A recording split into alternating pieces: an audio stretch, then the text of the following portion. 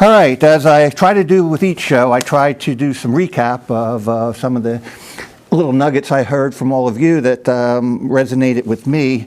When we talk progress, first thing we heard about was awareness, and the fact that you need to create awareness throughout the entire organization, that everybody's in this together.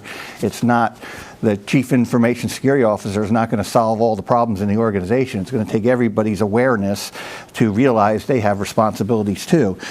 We talked about progress in preparing to go to the cloud and what some of the issues that brings up around security.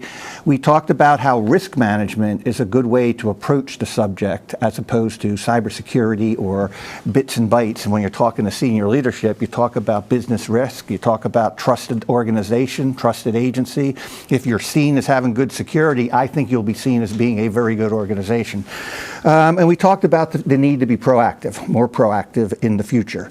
Priorities, we talked about the fact that there is an executive order out there that gives some direction to that. We talked about mission and weapon systems in the DoD being top priority. We talked about better detection tools. We talked about going back to the fundamentals and talking about the blocking and tackling and the basic things that we're not doing. And we talked about the developing common operational pictures. Lessons, culture, and people came up, as it usually does on our show, you need to deal with the culture, people, processes, risk consciousness across the organization, demand more. We heard demand more from Clark, and we heard accountability. The need to really have people accountable for things. As so, if no one's accountable, then when things go wrong, everybody's going to point the finger at everybody else. And so that issue, I think, came out loud and strong.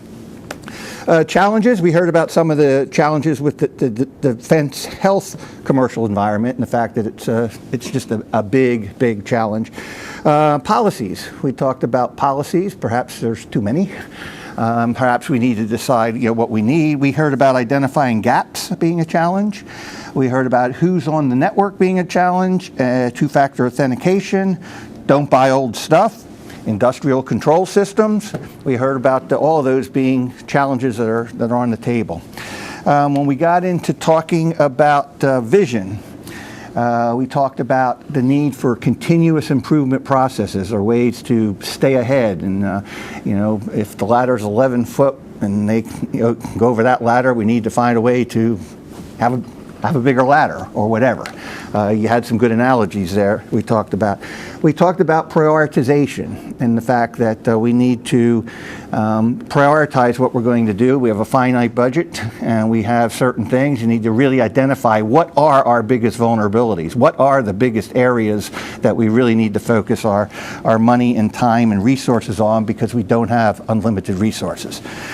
In vision, we talked about proactive, and I liked what Peter was saying about the fact that we need to have younger generations coming in. We need ways to incentivize them to be creative and innovative and not just do things the way things have always been done. We talked to speed to capacity and the fact that the decision making has to be done much quicker than it was in the past.